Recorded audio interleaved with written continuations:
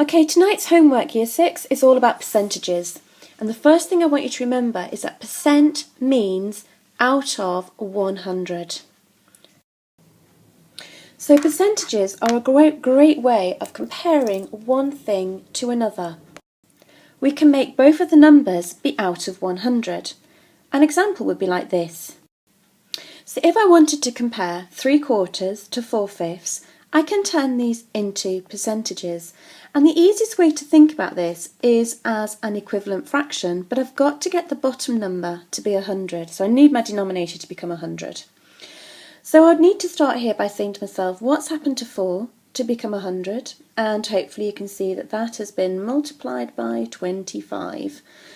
So I need to do exactly the same to the top. So 3 times 25, it gives me 75 over 100, which would be 75%. If I take the other example below, the 5 has been multiplied by 20 to become 100. So I need to do exactly the same to the top. So the 4 multiplied by 20 is going to give me 80 over 100, which is going to give me 80%. Now I can look at those straight away and say that 80% would be the larger or the higher percentage. So a key fact to remember is that a percentage is a fraction which has 100 as the denominator. Now we may often have to find percentages of amounts, so perhaps we had to find 10% of a total. If we look at the first question you've got tonight, that's 10% of £50. The easiest way to find 10% of any number is simply to divide that number by 10. So if I take my £50, and if we make that link back to when we're dividing by 10 and dividing by 100, and we know that we need to move our decimal point one hop in, so when I move my decimal point one hop in, I know that if I take my 50, divide it by 10, my answer is going to be £5.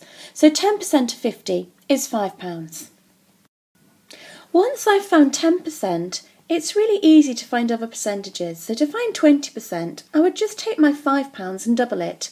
So 20% of 50 is going to be 10. If I wanted to find 30%, I would take my £5 and multiply it by 3. So that's going to be £15. It works in the same way as finding fractions of an amount. So first of all, find your 10%. Once you've found 10%, multiply by the front number of your multiple, and that will help you find your answers. When you're solving some of those percentage problems of amounts though, for example, if I wanted to find 10% of 5 kilograms, sometimes I need to change the units that I'm using for my second amount. The 5 kilograms isn't very helpful to us here, so the first thing I'm going to do is swap that into grams. So now I need to find 10% of 5,000 kilograms. Once I've got my 5,000, I can easily divide that by 10. So if I divide that by 10, then I know that 10% is going to be 500 grams. So, for kilograms, you may have to turn your amounts into grams. For kilometres, you may have to turn your amounts into metres. For pounds, you may have to turn your answers into pence. For time, you may well have to turn your hours into minutes. Don't get caught out on this one. Please remember there are not 100 minutes in an hour, there are 60. So whenever you're dealing with hours, turn it into minutes, but make sure you've made it 60. So if I needed to find 45% of 60, there are several ways I can go about it. I could start by finding 10% of 60. So 10% of 60, divide 60 by 6 is going to be 6. Once I've got my 10%, I could multiply that by 4 to give me 40%. So 6 times by 4 is going to be 24. So I now know that 40% equals 24. I need to now find 5%. So I go back to my 10% and I know that 10% is 6. So if 10% is 6, then 5% must be half of that, which is going to be 3. So I can then go to my 40%, which I know is 24, add on my 5%, which I know is 3, which is going to give me a final total of 27. So that's one method of working out 45% of 60. Another way to work out 45% of 60 might be to say, well, I know 50% is the same as a half. So 50% of 60 is half of that, which is 30. And then I could work out 10%, and 10% of 60 is going to be 6. So 5% must be half of that, so 5% of 60 is 3.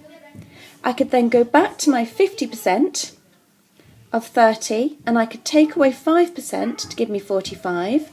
So 30 take away 3 is going to give me an answer of 27.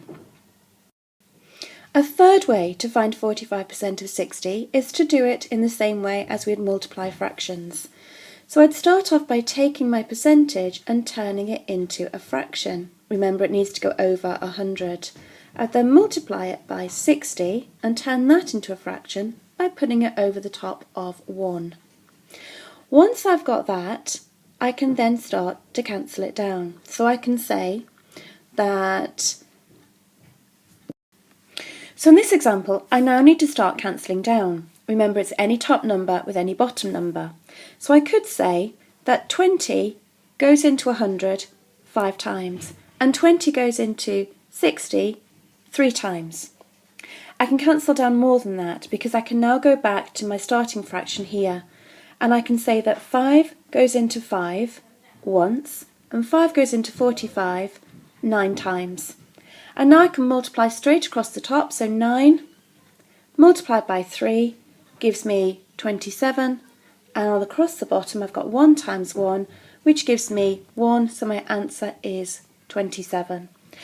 They're all different methods. You can use any one of them that makes the most sense to you. On the second sheet, you've got some examples of questions where you're given a score. So, for example, you might be given a question like, somebody scores 36 out of a total of 60 in a test, and you need to decide what percentage score they've got. The way you'd go about doing this is to start with your 36 over 60, so turn it into a fraction to begin with. The problem now that you've got is that 60 doesn't go into 100. There's nothing that you can do straight across here which is going to get you there in one go. Because of that, you need to start to simplify. So I'm going to use 6, and I'm going to say that 6 goes into 36 6 times, and 6 goes into 60 10 times. From the 10, I can then very easily get to the 60, which gives me my 60%. So, key points to remember are, to turn it into a percentage, you need to get the denominator to be 100. And another example of this would be working out 90 out of 300 as a percentage. So to do that one, I would start by dividing by 10 to give me 90 over 30, and then I would divide by 3. So 3 goes into 9 3 times, and 3 goes into 30 10 times. And from there, I can get to my 30%. On some questions, you might be asked to work out a percentage increase or a decrease in a sale price. For either of these two examples, there are 2 steps that you need to go through. So, for example, the first one, it tells me that a chocolate bar which costs 20 pence has gone up by 5%. So, to work that out, I would start off by working out what 10% is, and 10% of 20, 20 divided by 10 is 2. So 5% must be half of that, so 5% is going to be a penny. But it asks me what my new price of my chocolate bar is, so I need to take the 20 pence, I need to add on 1 pence to give me a new total price of 21. It's the second step. It's once you've worked out what the increase in cost is, or what the decrease in cost is, that you need to remember to add that to your final answer. So you started with 20, you worked out the increase was 1 pence, that needs to be added together to give you 21.